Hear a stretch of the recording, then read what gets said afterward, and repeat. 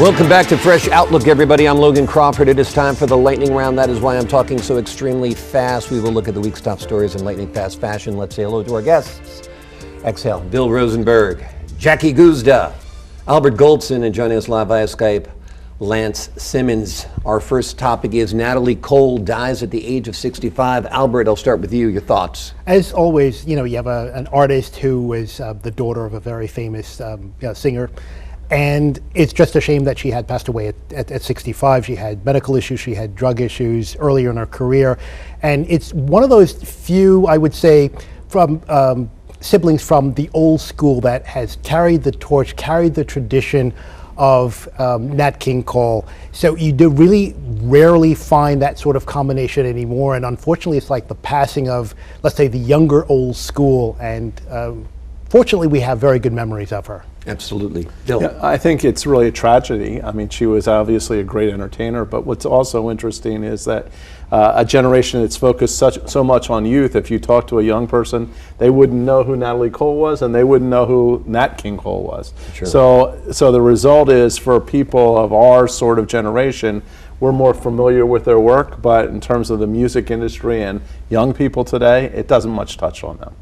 Jackie? But her dad was part of that whole American standards era. I mean, that's an era that even if you're young, you have a chance to appreciate that, because that's when American music was awesome. And she carried that on a bit, but she had kind of a tortured life. And later on, she says, because she didn't realize that how much she was mourning the death of her father. And it was her physical problems that eventually gave her, onto an early death. It's sad. I mean, it's hard to say how anyone of us will mourn the deaths of our parents, but it's something all of us go through eventually, sooner or later, unfortunately. Lance, what are your thoughts on Natalie Cole? On the topic of youth, as a person into his 60s, I find it very disconcerting that we're seeing far too many people die at far too young an age, and this is just another illustration of that.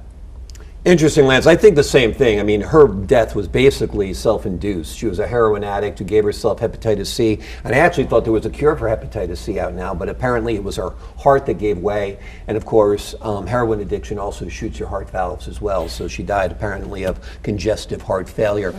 There is another birther issue out there. Donald Trump is questioning Ted Cruz. He was attacked for attacking President Obama on a similar issue. What do you make of all this, Albert? Well, that's typical Donald Trump.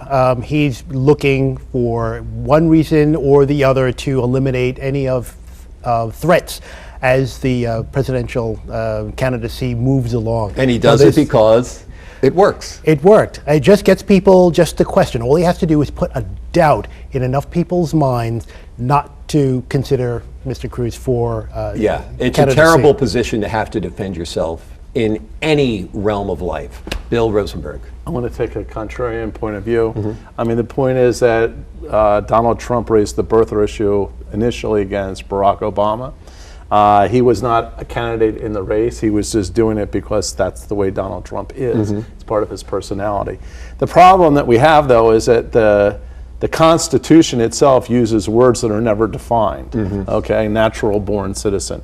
There have been legal interpretations in court cases. The Supreme Court has never ruled on it.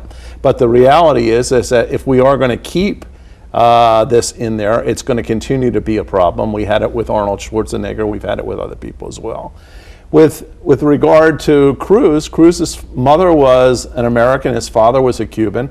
If that makes him totally viable, then there should have never been a discussion about Barack Obama, because Barack Obama's mother was an American. So if that's the standard for birthers, that as long as one parent was American, then the whole issue with Barack Obama should have never happened. Interesting point, Bill. Jackie? I don't think the birthers are thinking that deeply.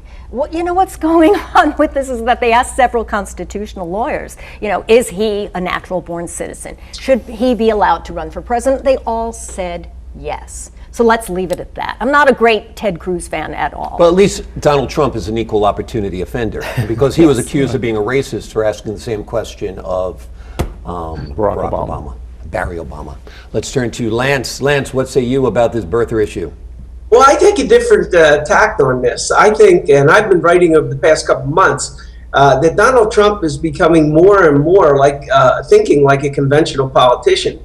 And I think this is just a conventional political move. And I think it also signals why, in effect, he has basically reached his nadir and will be slipping from here on out. So I think the irony of all ironies is as a Republican candidate having to face the music on the birther issue, which I find quite amusing, actually.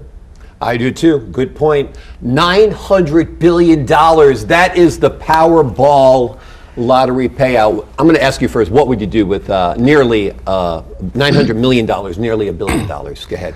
I'm going to do exactly what Tom Cruise does in Mission Impossible. I will assume a completely new identity and literally disappear. Yeah, I would drop off the grid as well. I would hire a lawyer, collect the prize, and only people very close to me would know where I was and where I was living. Yeah, exactly.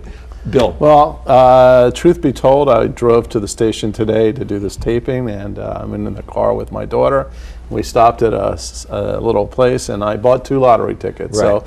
So by the time this comes to fruition on the air and is broadcast on YouTube, I may be $900 million. Don't forget me. All right? Will you still continue to be I'll guest? still love you all. Exactly. And Jackie, what would you do with $1 billion? I'm very practical about it. Yeah. I want the panelists from the last panel to come back here and advise me as to how I can invest it to make it grow even more. And then I would spread goodwill all around the world. No, it always amazes me, these people who win these vast sums of money are broke within a couple of years. If you look back at past lottery winners, they do hire financial advisors, and sometimes the advice, unlike our panel, was bad advice, but our panel is the way to go.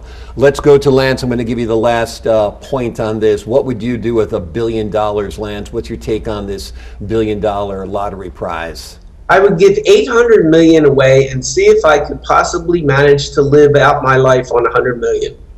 I bet you could do that. You know what I would do?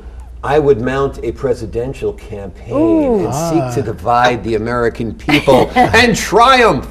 Lance Simmons, Albert Goldson, Bill Rosenberg, and Jackie Guzda, thanks so much for joining us. I'd actually be a good presidential candidate, not like those other guys and those other women. That's right. That's it for this edition of Fresh Outlook, Ebru's TV talk show that does what else but help you keep your outlook fresh and informed. I'm Logan Crawford.